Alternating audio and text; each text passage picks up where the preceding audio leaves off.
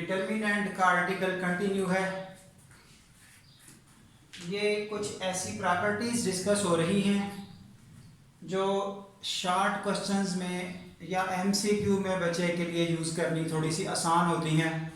और ज़ाहिर है हमारे पास एक क्वेश्चन भी एक्सरसाइज में मौजूद है जिसमें ये वाली प्रॉपर्टीज़ यूजेबल हैं। इनके अलावा भी एमसीक्यूज़ में यूजेबल डाटा मौजूद है। फ़िलहाल इस क्वेश्चन की ज़रूरत कुछ हद तक है, तो वो आपको बताई जा रही है कि अगर दो वैल्यूज़, दो मैट्रिसेस का डिटर्मिनेंट इस तरह प्रोडक्ट इकट्ठा लिखा हुआ हो तो उनका सेपरेट प्रोडक्ट लिखा जा सकता है। यानी कि A B determinant equal to A determinant multiply by B determinant. इसी तरह अगर ट्रांसपोज का डिटर्मिनेंट हो और ओरिजिनल का डिटर्मिनेंट हो तो वो सेम है। ये बात पहले ही आ चुकी है। ये नई बात आ रही है कि अगर कोई कांस्टेंट मल्टीपल किसी डिटर्मिनेंट को मल्टीप्लाई किया जाए तो उसके बाद उसका डिटर्मिनेंट लिया जाए तो इस कांस्टेंट की पावर n इंटू ए का डिटर्मिनेंट। यहाँ पर ये n क्या है ये आगे बताया हुआ है। ये इस मैट्रिक्स का आर्डर है, 3/3 हो, 4/4 हो, 2/2 हो, जो भी आर्डर होगा वो आपका यहाँ पावर बन के बाहर आएगा।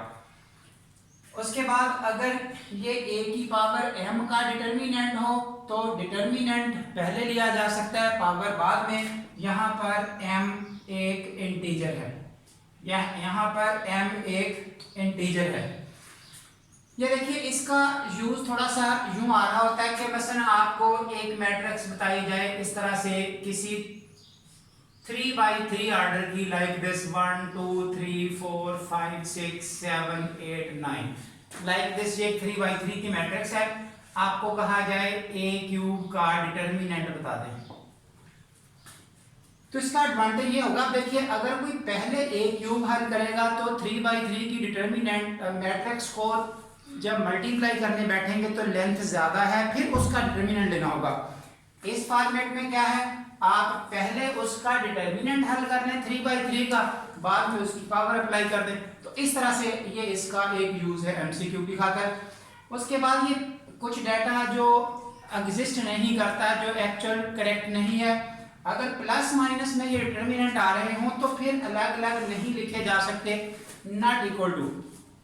इसी तरह ये पावर वाला जो फॉर्मेट है वो यहाँ पर इनवर्स फॉर्म में भी यूजेबल है। ए इनवर्स का डिटर्मिनेंट, ए डिटर्मिनेंट का इनवर्स, या फिर 1/a।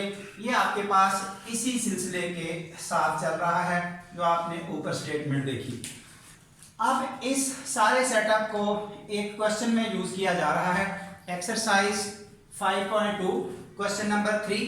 ये दो मैट्रिसेस 3/3 आर्डर की दी हुई हैं जिनके लिए फर्दर इंफॉर्मेशन है। Determinant of a square b square equal to 108, determinant of a cube b square equal to 72, find determinant of 2a and determinant of b inverse.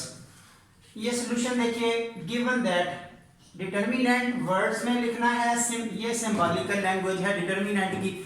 Determinant equal to 108, दूसरी information given ये है।